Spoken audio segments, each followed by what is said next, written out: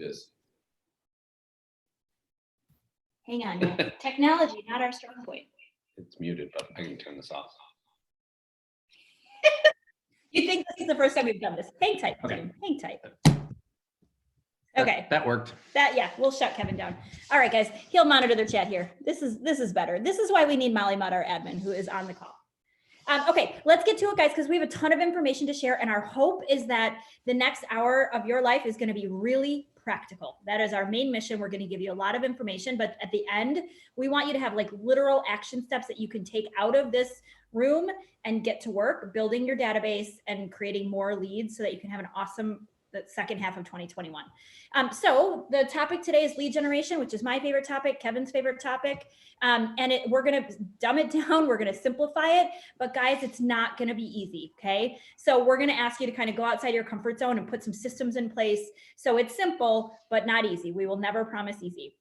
Okay. So before we begin, if you guys can all pull out your phones, your trusted phones here, and connect with us, that would be awesome, right? Because the whole point of lead generation, whether you're lead generating for clients or if you are office staff, you might be lead generating for agents. If you are us, you might be lead generating for referrals across markets, right? The whole point is connecting with people and staying in touch and adding value. So connect with us, find us on Instagram, Facebook, email us, whatever you guys want to do, but stay connected and we want to be connected with you. So please, please, please, that is the whole point really, is to stay connected. Okay, cool. So again, I'm Emily, and Kevin and I started Phair-Hinton Real Estate Group Chicago, Milwaukee about 4 years ago. And just to give you a little bit of background about where we were prior to 4 years ago, I've been in the real estate business in Chicago and now Milwaukee for about almost 13 years. It's kind of scary when I think about it. And prior to being in real estate, I had a whole different career, right? I was in higher education. I got my MBA. I was doing a whole bunch of other things. And so real estate is really my second career. After about 10 years doing other things, I decided to go outside of my comfort zone and start something brand new. So here I am, fast forward to 2021, and we've built a pretty big team. So that's kind of my backstory. Ken, tell us a little bit about you. Yeah. So I'm a Midwest guy from Michigan. My previous career, because I had one as well, I was a golf pro. I was in the golf industry. I was a coach. So I taught on the North Shore of Long Island in the summers and in the winter. It all sounds super glamorous and all that kind of stuff. But I decided to rip the Band-Aid off and get something new. So I moved from New York to Chicago about 5 years ago, met Emily. We were actually on a team. Yep. Emily was a traditional buyer's agent on a team. I joined in the same role. We got to know each other. We were on that team for a little while. And then we left and then we started the Phair-Hinton Group. So we have a whole class that's about team building. Yep. This isn't about team building. But the point of this is, and we'll talk a little bit, if you have some questions, we're happy to answer whatever. Yeah. But neither of us are from Chicago. Neither of us have been, have parents and people that have been in real estate for years and years and years. Emily doesn't even know a realtor until she got into the business. Right. I'm the first realtor I've ever met. Yeah.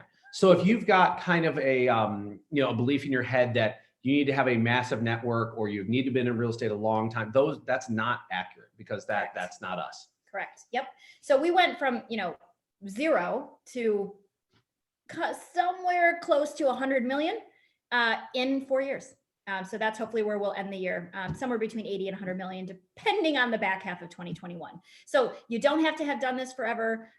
You guys can jump right into it if you do the right things. So basically Kevin and I, when we decided to go into business together, it was because we had this idea that 1 + 1 = 3, right? So we put our talents together, we put our strengths and weaknesses together, and what we could do as a team and as a partnership, we thought was much, much stronger than what we could do independently or in parallel with one another.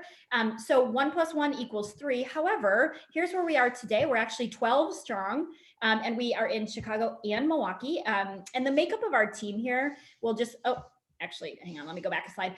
So the makeup of our team is that we have 3 admin. So for those of you guys who care about kind of the team structure, I'll give you just a quick rundown. So our 3 admin, we have a Molly Mudd, who's on our call today. We love her. She's our executive admin or director of ops now. And then we have a listing manager and a transaction coordinator, and they run the back office. And then we have 9 agents that spread across Chicago and Milwaukee. So that's the makeup. Here are all their beautiful faces.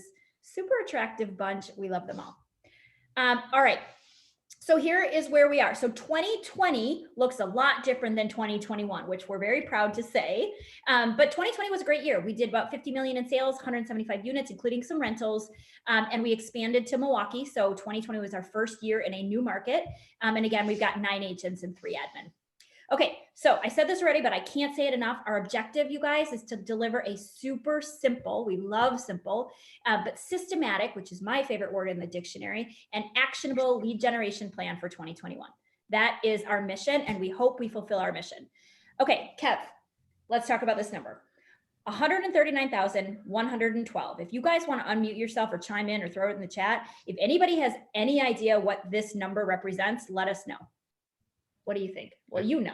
I do know. He does know. I clued him in beforehand. Okay. This is the total number of transactions in Chicago last year, the total number of sales, buys and sells. Okay. And the reason why we put this up there is we're trying to get at, not only set up a system to lead gen properly, but also kind of dispel some of the myths or the things that prevent people from diving in. Right. And one of the things that we hear all the time, like, I don't like to be salesy, right? And the reason why this number is relevant and you kind of got to get your head wrapped around it is this number of transactions is going to happen whether I'm in real estate or not. Right. Okay. Nobody in the history of mankind, I hope, has truly ever forced someone to buy a place or truly ever forced them to sell a place against their will. Right. So this number of transactions are going to happen, So then the only question becomes, what piece of the pie are you going to get? Yeah. Okay. So you're not in sales, you're in service, right? Mm-hmm. And once you kind of get that mentality of like, your friend will buy a house or they will not, period, right? They will have a second kid and need more space, regardless of whether you're in real estate or not. Right. The question is who they choose to work with, okay? Right. And then if you start to have some confidence in your own skill set, it almost becomes an obligation that not only do I owe it to myself, but I owe it to them because they're going to work with somebody. Yeah, absolutely. So guys, that was one of the myths about being like, I don't want to be salesy. I don't want to be pushy.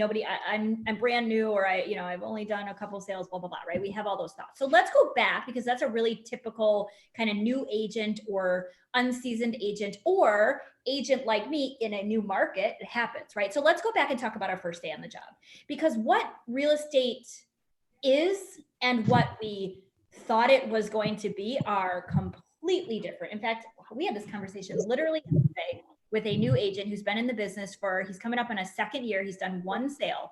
And we talked with him yesterday and he said, the first thing he said to us, we had a coaching session. He said, it's not at all what I thought it was going to be. And it's like, oh yeah, that's what we hear from every single agent. So before we become realtors, we have this idea, right? We think it's going to be flexible and we're going to make a bunch of money. We're going to wear heels to showings. We're going to run our own business. We're going to, all these things, right? It's going to be glamorous and cool.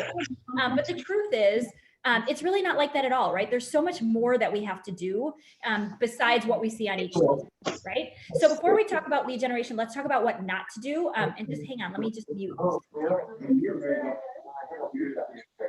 on. If you can help out. If you could mute anybody out there, that would be great. Okay, have the power so let's talk about what not to do. So Kev, tell us what not to do. Got it. Let's get Susie. We love you're out there working, but let's get you muted.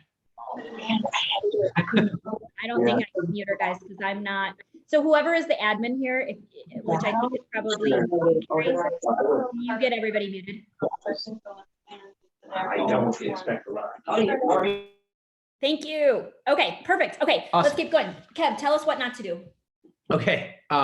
So, as little as, Emily jokes like she didn't even know a realtor, right? She thought it was HGTV, all the things that it's not. I knew even less, right? But quickly you realize, right, that, you get your license and you're like, awesome. You're super proud of it. You got your temporary card and a new one shows up, a permanent one in 45 days. And you're like, awesome. Then you're like, when do my clients show up in the mail? Like, do they come next?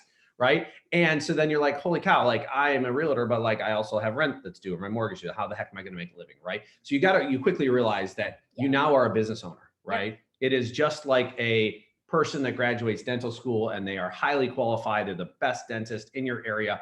but they're also a business owner, right? If they don't know how to drive clients, retain clients, manage a budget, they're a broke dentist. Okay. Right. So what not to do? What not to do is all the things that are not income producing activities That's that will right. be your temptation to do. Totally. This list here, guys, is a list of, just the top 10 things that we think that we should do on our first day on the job. But there's really hundreds of them, right? Here, everything on this list is what not to do when you walk in the office, right? You have to earn the right to do these things on this list, right? Because the number one thing that you need to do is to get clients, right? Find people who want to buy and sell. And from there, you can build a fancy website. From there, you can get business cards. But if you do all this stuff on this list first and you have no clients, what the heck is the point? Yeah. Right? And really where Emily's going with that is it's not that these things don't have some value and not that they don't have to get done at some time. Right. They're not your priority, right? So when you time block from 9 to 11 and you lead gen, or you time block from 12 to 2, whatever you want to do, then you get to work on things like, hey, I want to have a good looking business card. Hey, I want to know the contract inside and out. Hey, I want to do these things that are not irrelevant, right? But they're not your priority. That's right. And you guys, you have an amazing office. I can tell just the fact that you guys are all together and you're super engaged and you're in this together. You clearly have an office of support culture, right? So trust the people on your leadership team, trust your pals around you, trust us, that whenever these things need to happen, somebody out there will absolutely help you. Okay. So these things will get done. But first we got to do our lead generation. Okay. So if we simplify it down, which is what we promised to do today, you guys only have 3 jobs. Okay. So job number 1 is to connect with people. So right now, this is our lead gen, right? We're connecting with you guys. We're connecting with your leadership staff. This is a part of lead generation, right? So we're connecting. Next, make sure that you tell people that you're a realtor. We laugh about this, but it's kind of a no duh, but make sure that you do it, right? So communicate your value and communicate what you can do. And then number 3 is to add value, right? And so we're adding value does not look like asking people to buy, sell, or invest in real estate, right? That is asking for business, right? We're saying add value. So think of ways and come up with ways that you can actually be a valuable resource to your clients, to your friends, to your family, to your colleagues, to your partner, whoever you're with, add value, okay? And then the 4th thing on the list that we crossed off is everything from the screen before, okay? So yeah, you have to do it, but just simplify it down, guys. Every day when you wake up, these should be your top 3 things, right? Make a list, connect with people, tell them you're a realtor, add value, okay? All right, so let's talk about connecting with people because this is step 1. So connecting with people looks different for everybody, first of all, right? Based on your style, your age, your community, the group of people that you interact with. Connection can look very, very different, right? I imagine if you are 22, you connect with people very differently than if you're 72, right? But connection nonetheless. It also looks really different today than it did 2 years ago. So we have to come up with creative ways. I mean, Zoom, right? This is brand new, right? This is a year old. This was not a way of connecting with people in the past, but now it is, right? So you guys got to just, connection is there's so many different ways. And we used to say back in the day when Kevin and I started on MKT Properties in Chicago, connection was always, we were always told to call your people. Well, guess what? That's fine. You can do that and you should do that if that's a comfortable source of connection. But for us, that's just not really how our clients and how our friends, that's not how I communicate with my friends. Every once in a while I do, but connection to us looks a little bit different. So don't put yourself in a box that aligns with somebody else's organic way of connecting. Figure out what works for you, figure out what works for your people and go after it that way. Okay. There's no one way to connect. Thoughts? Perfect. And basically you could replace connect with engage. Engage. Right? Yeah. Interact. Posting on Instagram is fine, but that's not connecting with people. No. Right. Engaging via social media with somebody, that is truly connecting. Yeah. And we can give you guys some examples of what engagement looks like versus content. We don't want to output, right? Output is one thing. We want to back and forth. Okay. So step number 2 is to add value. Okay. So this is, I would argue, probably the most important. Oh, by the way, step number 1, when we talked about connection, included the part where you talk about being a realtor. Okay. So we're really on to step number 3. So adding value. So think about Think about a bank account, like a 401k or some kind of investment account. When you add money into an investment account, you add little by little. Maybe you add $50 a month when you're 20, and then by the time you're 30, you're adding a few $100 a month. When you're 40, you're adding 1,000 a month, whatever it may be, right? You add a little bit over time, right? Month by month by month, and that money compounds, right? And you build interest, and the money starts making money, and all of a sudden you have a huge retirement account or a huge investment account over time, right? So what we're saying is think about your database like a long-term investment account where you just have to add little bits at a time, a little bit, right? And if you're a new agent or you're new to a market, or maybe you're back in the game after a hiatus, right? Just add a little bit here and there. So talking about the market, talking like giving them information about properties and values, and just a little bit at a time. And as you get more seasoned and you actually know more, you will add more value over time. And that interest, that value will compound in a massive way. Okay. So step by step, you don't have to add massive value on your first day on the job. Just a little bit at a time will go a long way to your clients and to your friends and family. Okay, cool. All right, we're going to pause right there because we just went through the steps, right? And we're going to get into the meat of how to add value in just a moment. But any questions? You guys have any questions? Unmute yourself, throw it in the chat. We'll check the chat.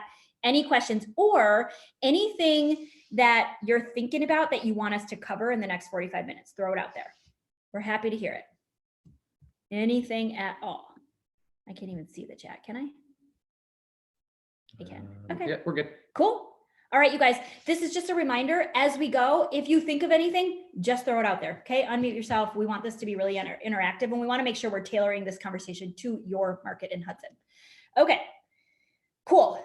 All right. So here's where we're going to kind of get into the meat. And for those of you who have read the Red Book or have studied the Red Book and just are aware of this, some of this might be kind of a repeat, but that's okay, right? We can't go over this enough times. This is such important information. So the first thing to think about is your database, right? And some people will call it a data bank, which we love, but just everybody that you know, your sphere of influence, whatever verbiage you use is fine with us, but it breaks down into two types of people, okay? There's people you know and people you don't know, okay?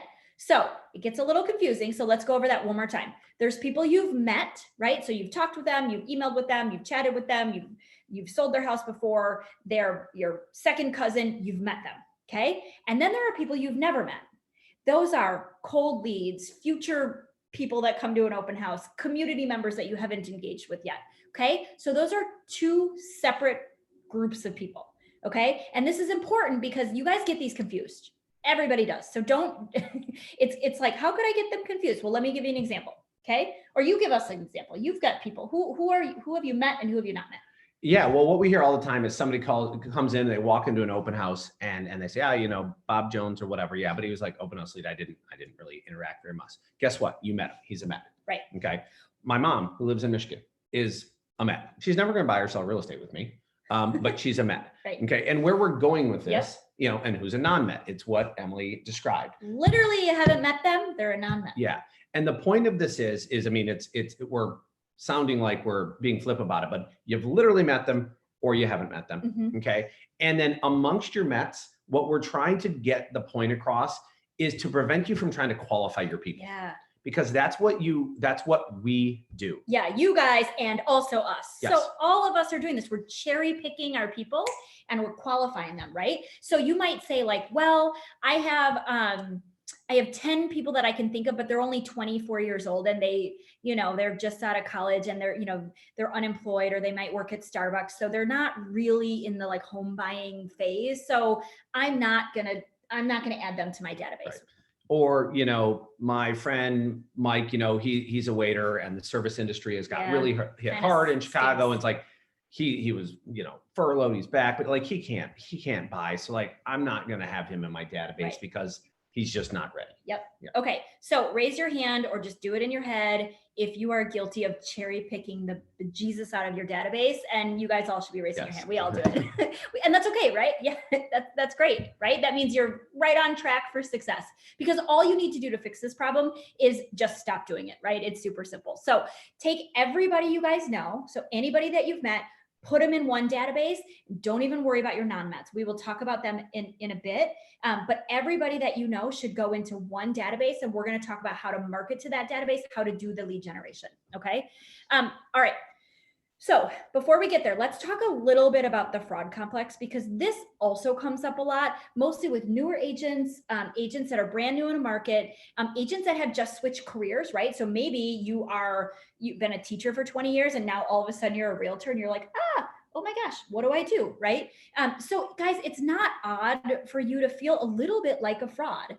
And the reason is because when we train, that's a bit of a stretch, to be a realtor, right? We don't actually learn much about selling real estate, right? And interacting with people and doing lead generation and running a business, right? We study for it and we take an exam and then boom, we're a realtor. Okay. That's very different from like being an attorney or being a doctor. Those guys go through years of schooling. Maybe some of you guys are attorneys or doctors, right? And you're also a realtor, right? Think about the schooling and the money, the investment that goes into getting to the point where you have a law degree, right? That's so different. So on your first day as an attorney, you are highly qualified. You know what you're doing. On your first day as a realtor, no, you have no idea how to go out there, schedule a showing, write an offer, negotiate a deal. Okay. So that comes up a lot, and that can bring up a lot of anxiety in interacting with clients, because you're like, I don't know what I'm doing. I'm not trained. The other way it comes up, and this is what came up for me a lot, and you probably a little less than me, but even so, is before we become a realtor, all of the people in our world, well, let me back up. Our friends and our family think about us how they've always thought about us, right? So my sister, for example, who I love, she thinks of me as her sister.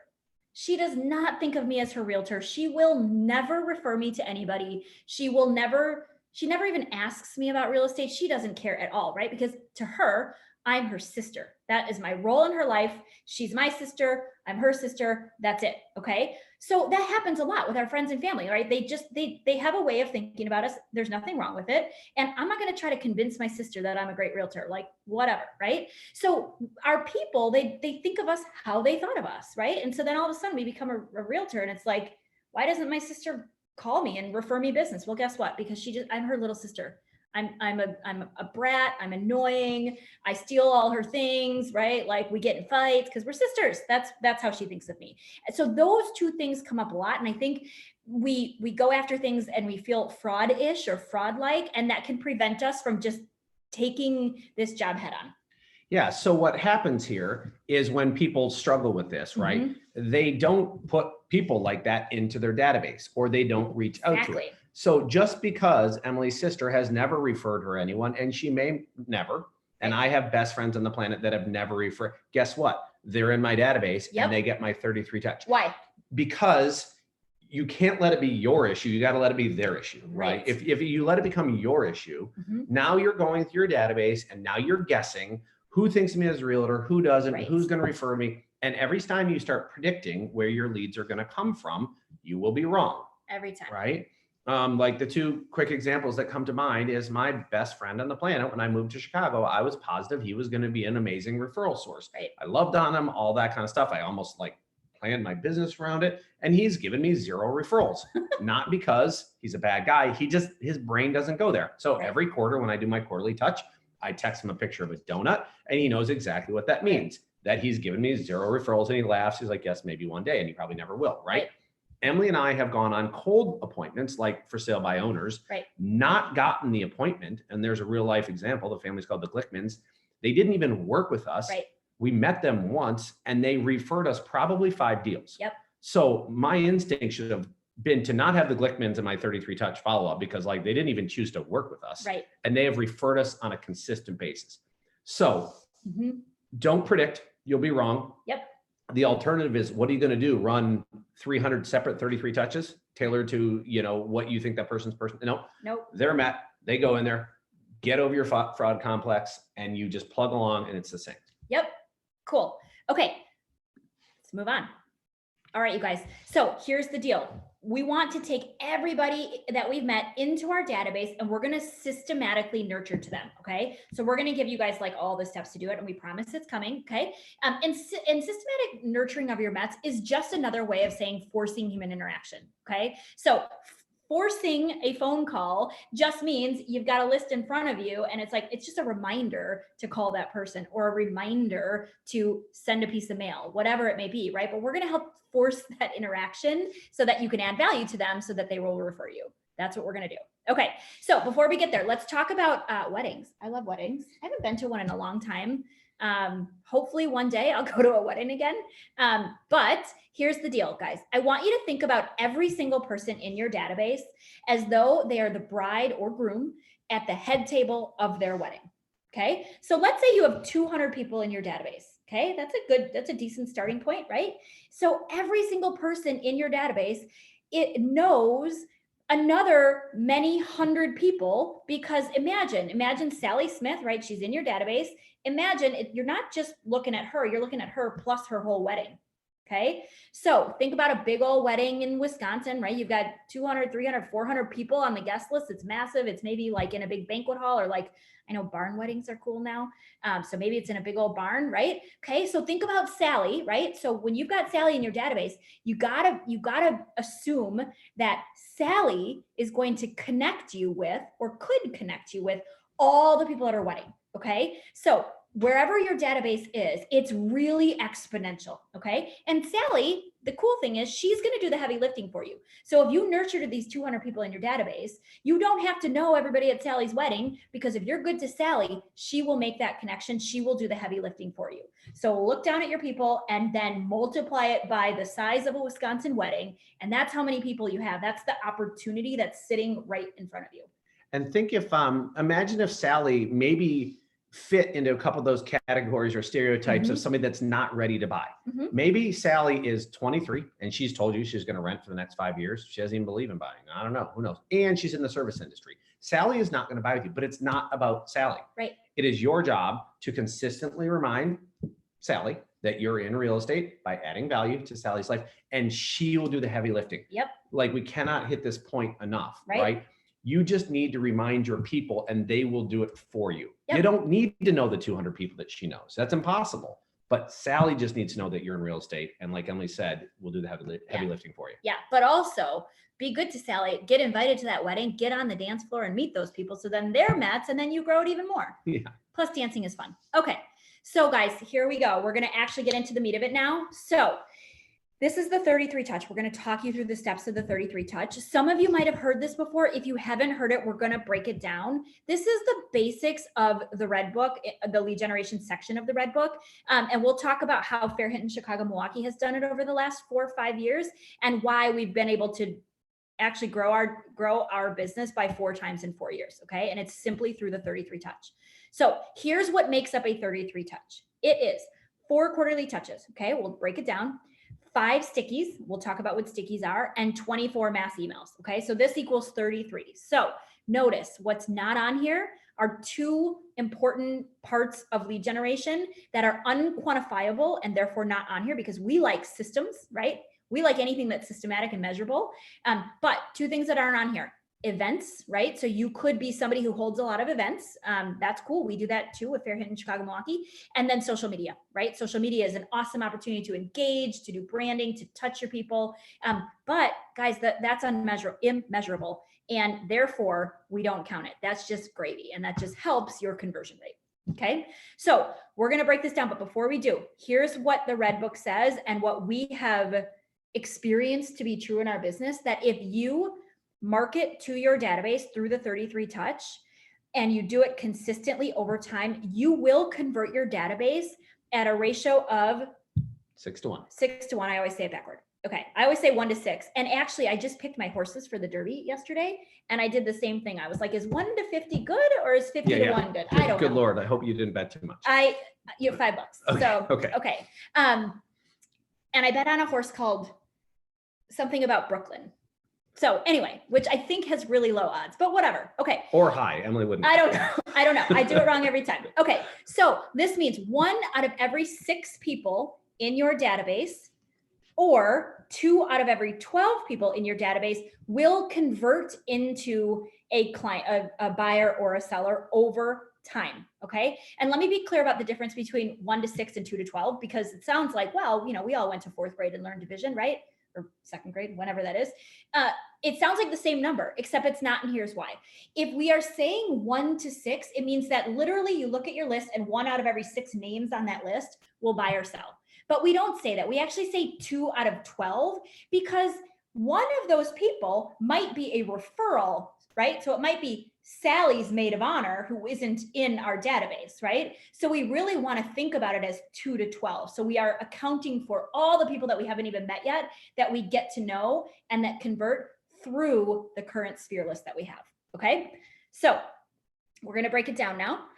All right, let's talk about what a touch is. Okay. So because this is a little bit tricky. It seems like it wouldn't be, but let's actually go through it. What is a touch, Kev? Describe it to us. Yeah, the simple definition is I thought of someone in a meaningful way and they're aware that I did. So there's 2 things that are important there. One is meaningful. Okay. Yep. Here's what's not meaningful is getting in your database and, going through, and we're going to tell you how we do it, and calling, John Anderson and saying, hey, John, who do you know that's looking to buy, sell, or invest in real estate? Yeah. That is not a touch. Okay. That is because in our definition, because it's not meaningful. There's no value that there's no value. Okay. So, you thought of them in a meaningful way and they're aware that you did, right? So the perfect example could be somebody has a birthday, right? We all know somebody whose birthday it is today. Yesterday was our friend Emily Moore, right? It was her birthday. Okay.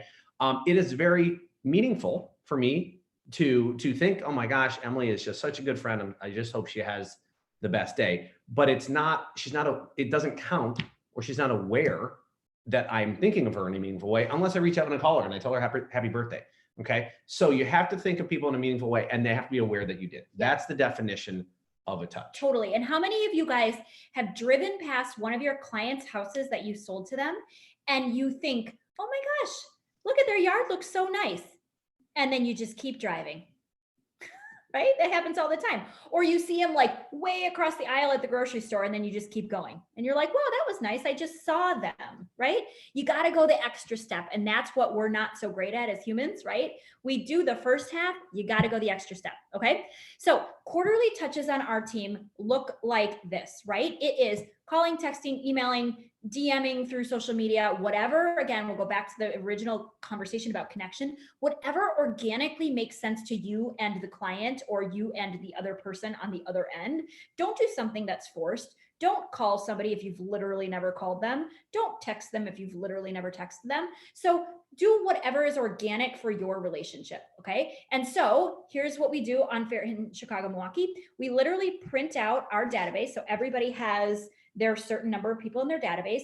We print it out and we divide the alphabet into thirds. Okay. And so basically in January, we call or we touch everybody who's in the first third of the alphabet. So it's as simple as literally downloading it into a spreadsheet, printing it off, giving it to our agents, or emailing it off, whatever. Give it to your agents. And then you just go through and you say, okay, in January, I'm calling everybody who's, A through F.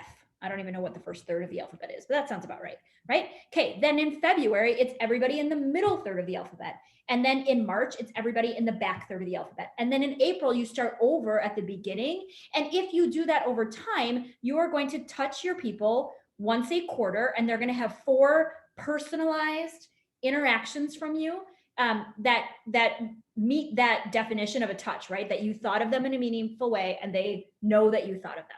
So that's how we run our quarterly touches.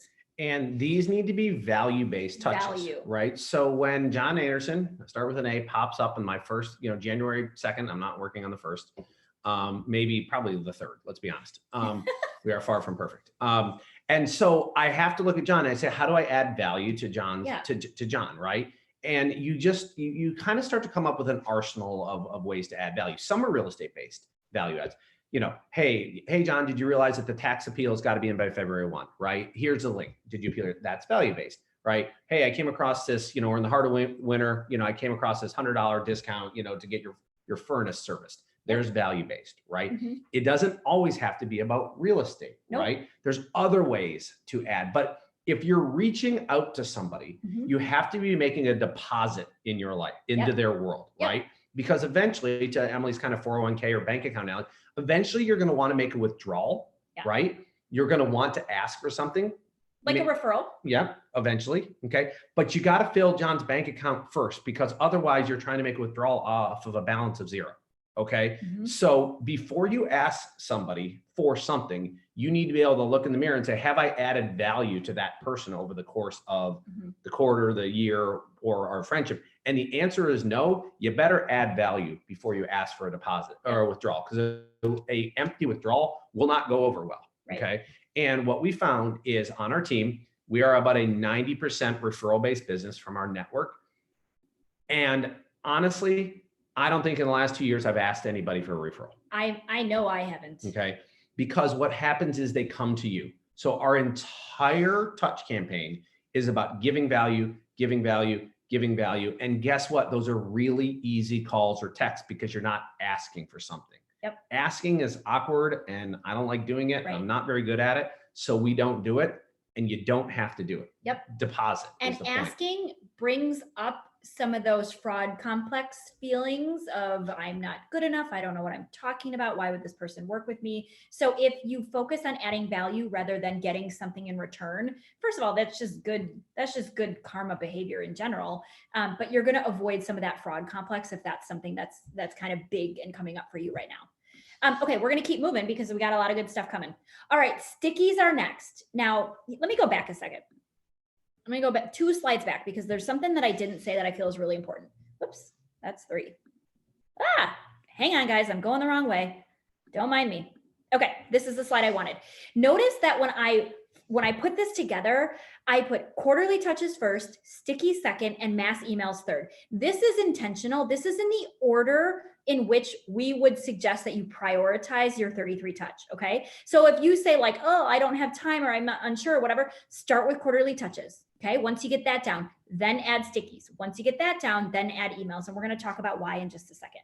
Okay. Now stickies are not free. Okay. So we're going to give you a bunch of examples. And then we're going to, hopefully we've got some examples that are cheap, but we know that this can be a point of contention for some people because it's not free. Okay. So if you don't have the money, that's okay. You can start with 1 sticky a year, then add another, then add another, then add another. Okay. But the formula for the ultimate success and highest conversion is 5 per year. A sticky is something that either sticks around. That's where the name came from. Although I don't know if that's a Gary Kellerism or I think we stole from somebody. we borrowed this word. We don't know if it's really the actual word, but it sticks around, right? So you send it in the snail mail, goes in the snail mail, people open it, it sticks around in their home, or it makes them laugh or it's a funny, something engaging. Okay. So a few examples, we've sent lottery tickets. We love our lottery tickets. We've sent can koozies, notepads. We've sent $1 bills, holiday cards, magnets with sports schedules, like anything that would either stick around or just pure joy, make somebody laugh, make somebody smile. And that is a way of engaging with them in a totally different way, right? Because when somebody checks their mail and they get something tangible, right, that they have to open and then look at and engage with, right? You're then top of mind, and that's a way of engaging and adding value to a client's life. 2 notes on this. Yep. Is you'll notice that all these items are flat.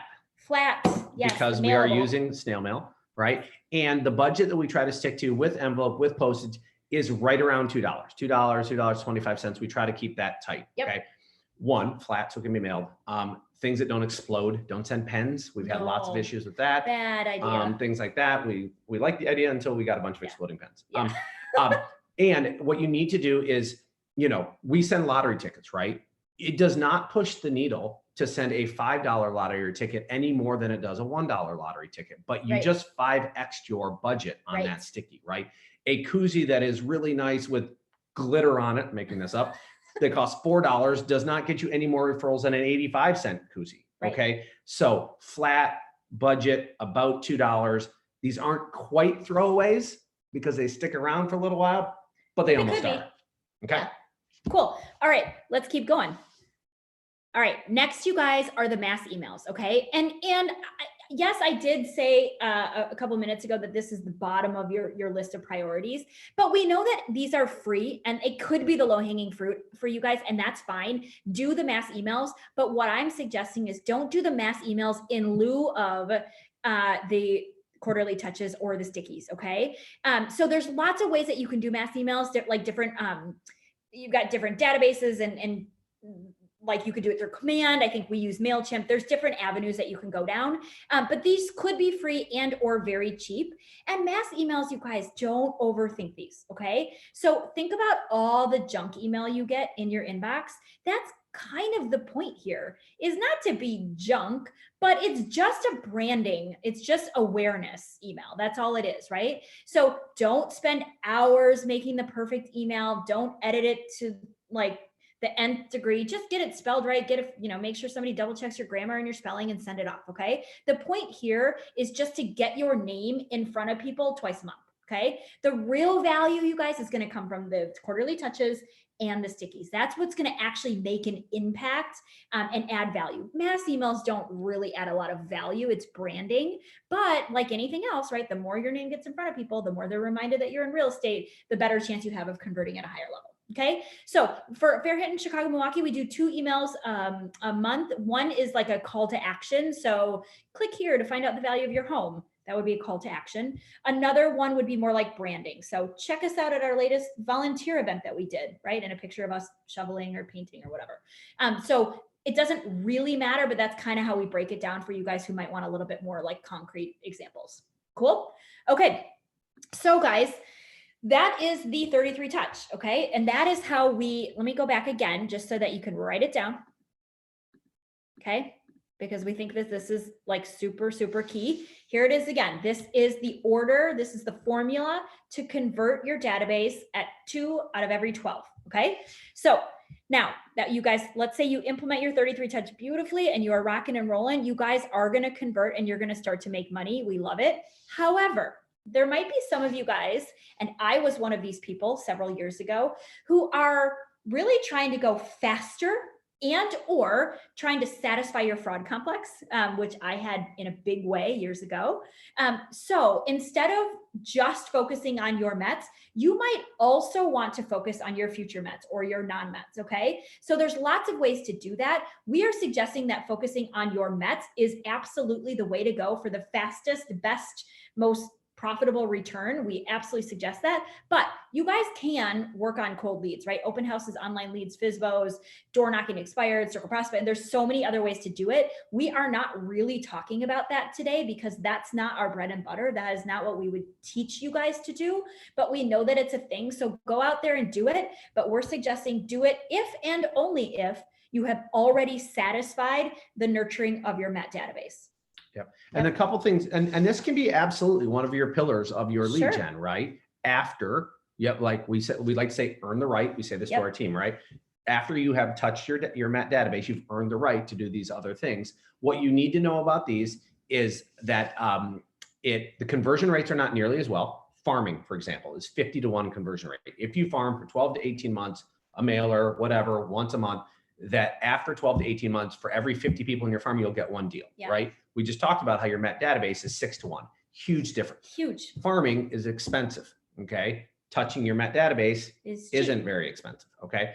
The second thing is time, okay? So what you need to know about cold leads is it takes way longer and it costs way more money, okay? You can do it. It can be a pillar of your business, but I strongly, strongly suggest it is not the main pillar because it's a tough way to go. Alrighty. Kev, talk us through the sales funnel.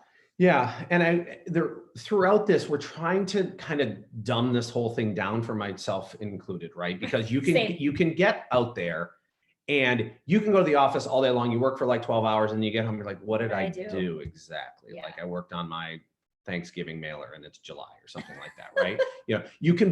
Or you start chasing shiny objects, you start doing all that kind of stuff, right? So we already talked about what we're trying to do.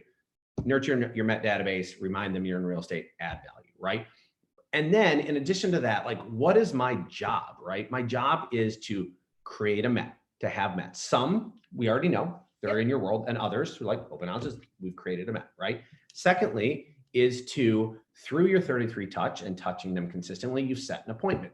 From an appointment, they go into your pipeline, right? You should be converting your appointments at a relatively high rate. Maybe 70% of your appointments become clients, right? Now they're in your pipeline, right? They go from red to yellow to green, right? You're moving them up your pipeline. They sell a house, they buy a house, and then they go right back to the top, right? They never leave your Met database. They always become a referral source, right? That's a big one where people get, you know, they just bought their home and now you are 6 months later and people don't reach out because they think, well, there's no way that they're going to sell. It's not about their particular activity. It's about who they know. It's about their wedding, guys. It's about all the people at their wedding. Yeah. So really all you're doing for the rest of your life until you've filled your bank account to a high amount that you're moving to Jamaica, right? You are just working people through this sales cycle. And that's it. That's your whole job. That's it, guys. It's super easy, right? Like no big deal. Super easy. Who would ever cry? This is how you build a $100 million business. Like boom, done. No, but this is how you lay the foundation of becoming a strong and successful solo agent so that you can either stay in that lane and excel, or once you have enough clients, you can add some leverage and build a team. So whichever route you go, this is the foundation no matter who you are. This is also the foundation for all your leadership teams. So think about your TL, think about your OP. They're lead generating for talented agents, right? They're doing the same thing you guys are doing. So again, it comes down to just 3 jobs. You're connecting with people, telling them that you're a realtor, and adding value, right? You're making deposits. And if you do this over time, you will convert that database. And who knows? You could have a $100 million business. Yeah. Cool. So I'm not sure if we have anything in the chat, but we'd love to get a couple questions from the let's check the chat. From the Market Center. Yeah, guys. So that was a lot of information and we talk really, really fast. We know this about ourselves. So we'll slow down and take your questions. I mean, Emily's good, but there's no way we covered everything. You got to have a couple questions. We didn't get even close. So bring it, guys. Also, in case you're wondering, this is my dog, Raven. And we do a lot of teaching, and there's been no presentation in the history of Phair-Hinton Chicago, Milwaukee that does not include a picture of my dog. So that's why she's here. She's curious. She's just cute. So you're welcome. I guess I'll say that. Any cues? You guys have to have something. Come on. Nobody. Oh, there we go. Wait here. There we go. Oh, there we go. Okay. Oh, she's Sandra. Well, thank you, Gina. Go ahead. I heard somebody. Yeah, it's Sandra. Hi, Sandra. Hi, I'm still with the Hudson Market Center, Cool. but I've relocated to Southern Vermont. Oh, okay. I'll soon have I have my license parked yet in Wisconsin, so I've done a number of referrals. Okay. I think your comment about thinking of people in a meaningful way is one of the great nuggets of what you shared today. Good. I will be joining the Brenda Jones Market Center in Bennington, Vermont, as soon as I've successfully jumped through all the hoops with the commission in the state of Vermont, because I'm currently licensed. About an hour ago, I met one of the neighbors, because I'm basically starting over with a whole new sphere of influence, and we're still kind of coming out of COVID. Right. So I feel that I'm challenged and sufficiently challenged, just let me say that. But I think, and I'll go back and dig my red book out of the storage unit and go back to the chapter on lead generation. So I thank you. I think this was worthwhile for me today. Good, Sandra, and let me comment on your predicament of being a new, a seasoned agent in a new market, right? Yes, yes. Because currently we are in Chicago, but I live in Milwaukee, and I just moved to Milwaukee maybe 6 months ago. And even though it's only 90 miles apart, and I'm from Wisconsin, I'm from central Wisconsin. If you guys know a tiny little town called Waupaca, that's my hometown. I thought that moving to Milwaukee would and building a database would be a breeze. I'm a Wisconsinite, like that'll be easy. But what I found was just like you, Sandra, I really had to start from scratch. I don't know anybody in Milwaukee, as it turns out. I sort of assumed that I would through my connections, but the truth is I don't. So my mission in Milwaukee, and this is what I would suggest to you, is to really just like take on the community, right? So yes, it's COVID, but there's other ways to connect, right? And the world is going to start to open up a little bit and be more favorable to human interaction. But I would join things and go places and be interactive with your market center. That's the number one thing I've done, is really befriend my agents at my new market center. But do whatever you can to start to build that database. The faster you can build up your Met database, the faster you can start that 33 touch, and you'll be on your way. Okay. Other point on that, Sandra, and it applies to our Milwaukee team, is as our Milwaukee team is new, your best resource to get this up and going will be referrals from other agents. So agents all across the country. So you need to set up a 33 touch of equivalent for those agents, because they already know you as a reputable realtor, whether it's in Wisconsin or other people that you have met. That is going to be your best resource until you grow your network organically. And then if you really want to get into the weeds of a business and you're running, because I love to nerd out on the numbers, right? That means your cost of sale, a referral's cost of sale, will be high that first year or two. Because if you do, here's hoping you do 20 deals in Vermont next year, which would be an amazing first year getting out there. 14 of those could be referrals from other agents where you're paying out 25. That's okay. But as you're mapping out your business, you need to work that into your finances, because that's probably the reality. It is a huge percentage of our deals in Milwaukee. It won't be in 5 years, but it's going to be for a couple of years. Yeah. Okay, thanks for that reminder. You're welcome, Sandra. Good luck, and let us know if there's anything else we can do. Anybody else? Hang on to your seat. Anybody else? Yeah, this is Gina. I have a question. I'm new to realty, and I just spent 25 years in corporate America, and I'm curious about your leveraging of LinkedIn, because obviously coming from corporate America, that was a huge asset, and I have a lot of contacts, but I'm not sure how to convert those contacts that maybe I'm not friends with on social media, but do have a past working relationship with. I've posted, I've become a realtor, but how do you work LinkedIn, or what's the best approach for that? Well, good question. I mean, I think the whether it's LinkedIn or name your favorite social media site, right? Like actually, Kevin and I don't use LinkedIn. I think I have a login, but I don't use it. But I think the question would apply to, how do I get my Instagram friends to become clients? How do I get my Facebook friends? How do I get my LinkedIn friends? Right? So whatever resource that you're using, in your case, LinkedIn, the question is the same, right? So here's where we just briefly touched on it, a half an hour ago or 45 minutes ago. Our suggestion would be to, rather than put out content and just get information out on LinkedIn, I would use it as a real source of engagement. Okay. So the same is if you were going to call somebody or text somebody or go to coffee with somebody, you ask them questions, they ask you questions, it's a back and forth. So I would engage with people via LinkedIn and then just have a natural conversation. Just use it as the same way you would use text, the same way you use WhatsApp or Instagram messaging or whatever. Just use it as a platform, but don't be scared of it, and don't worry that it's LinkedIn and it's not Facebook or whatever. I don't know. But my fear in social media with people, especially people who are new to the business, is that it's just a promotional tool, and that's fine. Use it for that. But if you actually want to use social media to grow your business, you've got to engage. You've got to find a way to actually interact where you get that back and forth.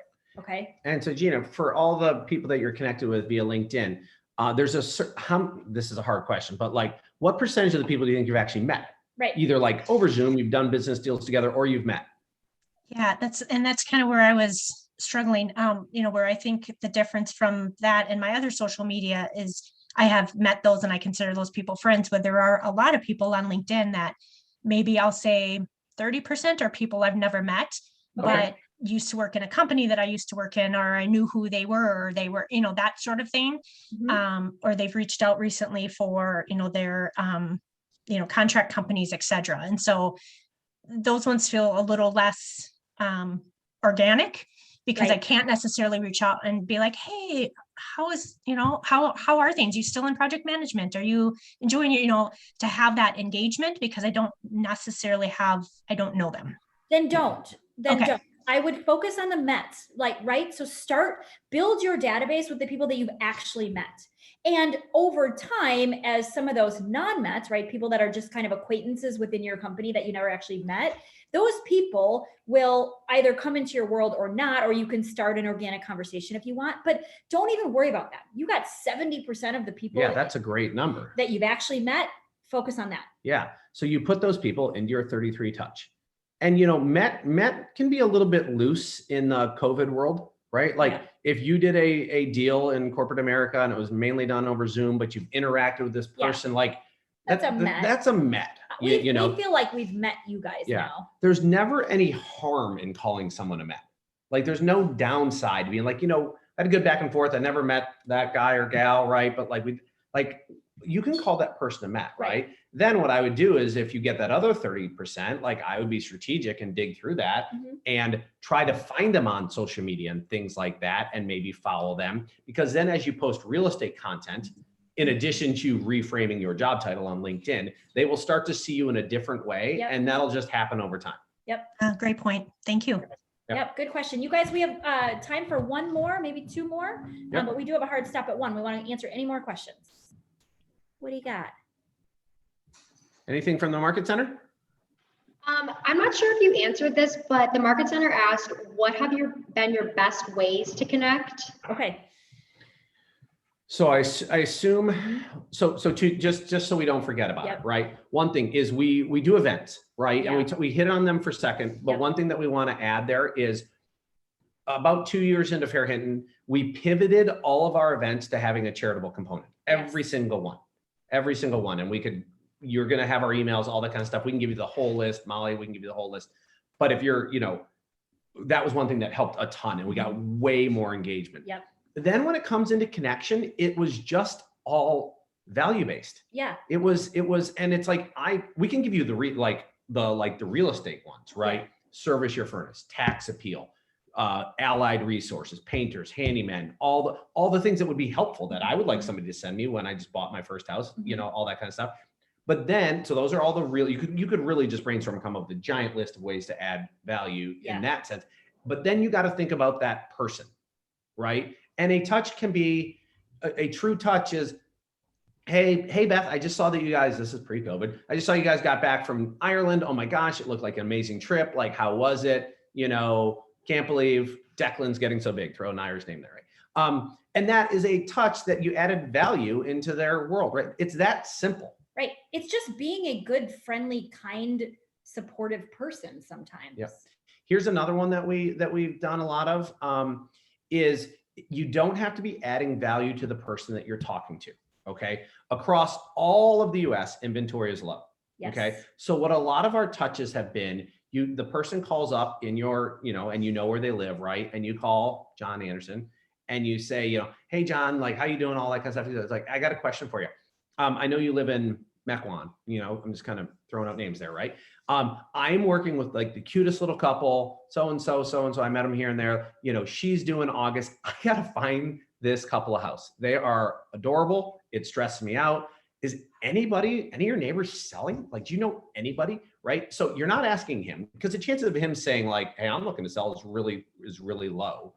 But that will go a long way with John, because you're not asking him for anything. He will be impressed by how you look for your clients, right? And it's an easy call. Yep. If you are asking for something, if you're trying to make a withdrawals are tricky. That's kind of it's kind of a withdrawal, but it's not really from John. Right. It's you're circumventing. You're not really asking John for anything. So Yep. that we've used. That's a really good example. All right, you guys, we've got a hard stop here at 1 because we got to hop on another Zoom. Any other questions, like super quick, or make sure you connect with us. You guys can send us a specific email. Like if you have a question, email us and we'll get back to you, within the next day or two with any specific questions. But any last final words or last quick questions? Anything else? Did we get one more? Let's see what we got. All righty. Cool, you guys. Thank you so much. Molly, thank you for putting our team email address in there. You guys are awesome. Thank you, Hudson. We appreciate you. We look forward to coming to your market center maybe a year from now and doing this in person. But yeah, we'll be in touch, you guys. We fully anticipate connecting with you guys. So make sure that you find us. And who knows, maybe we'll do a deal together. You just never know. Okay. Thanks, Cool. everybody. Have a great rest of the day. Bye, guys. Thank you. Thank you so much. You're welcome. Ciao. We appreciate it. It was a great class. Thank you. Good. You Thank got it. you. Our pleasure.